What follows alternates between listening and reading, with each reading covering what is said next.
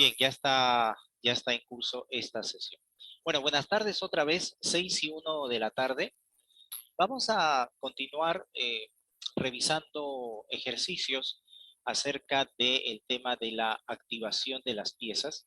Específicamente estábamos hablando en la sesión anterior sobre esta regla muy conocida que se llama regla de Makogónov, una regla que fue ideada precisamente por el gran maestro Makogónov, ¿no? Vladimir Makogónov, un gran maestro de la Unión Soviética, y que es una regla que en esencia y en pocas palabras dice, cada vez que estés jugando una partida y no tengas muy claro el plan que debes seguir, cada vez que no tengas muy claro lo que debes hacer en la partida, pues mira tus piezas, define cuál es tu peor pieza o tu pieza menos activa y encárgate de esa pieza, ¿no?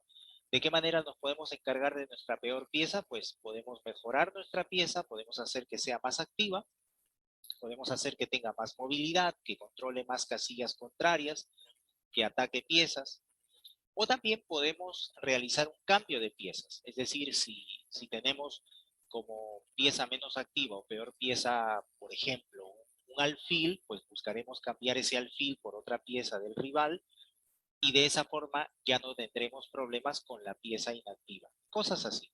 Bien, vamos a recordar primero rápidamente que en la sesión anterior habíamos finalizado revisando este ejemplo, voy a poner la posición ahora mismo, de una partida que se jugó en el año 1999 entre la maestra internacional Alisa Galiamova contra el también maestro internacional Evgeny Prokopchik. Estoy leyendo aquí los datos. Es que se había jugado esta partida en el torneo de Novgorod, en la ciudad de Novgorod, en Rusia. No voy a explicar todo el análisis porque ya lo expliqué en la sesión anterior y en todo caso para quienes quieran aprender un poco más de este ejercicio pueden revisar la grabación que envié la semana anterior. Pero en esencia, cuando mirábamos este ejercicio nos preguntamos cuál o cuáles eran las piezas menos activas de las blancas a quienes toca jugar. El consenso, ¿no? La opinión general fue que el alfil era la pieza que era menos activa aquí, ¿no? Porque en realidad está realizando solamente una labor defensiva sobre el peón de B2. La torre también es una pieza que no es muy activa, así que Galiamova comenzó mejorando su alfil, es decir, lo llevó a la casilla F4 y allí veíamos que habían algunas amenazas, como colocar el alfil en D6 para controlar F8 y a continuación dar jaque mate en la casilla H7. Habíamos dicho que no era posible que el caballo tomara al alfil, porque entonces vendría de una vez el jaque mate en H8. Precisamente la casilla H8 estaba siendo vigilada por el caballo. Aquí habíamos desarrollado todo el análisis. El blanco había impedido que el alfil entre a la casilla de 6.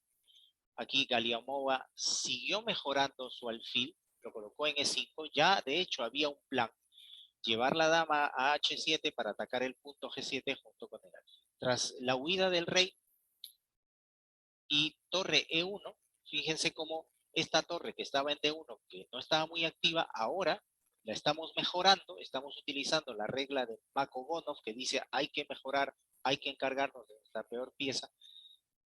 Y ahora de hecho estaba amenazando un ataque a la descubierta, es decir, un jaque con el alfil y al mismo tiempo atacar a la dama negra con la torre.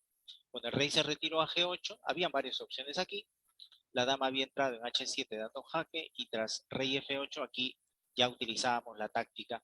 El alfil capturó al peón de G7 abriéndose la columna E, jaque y ataque a la descubierta a la vez.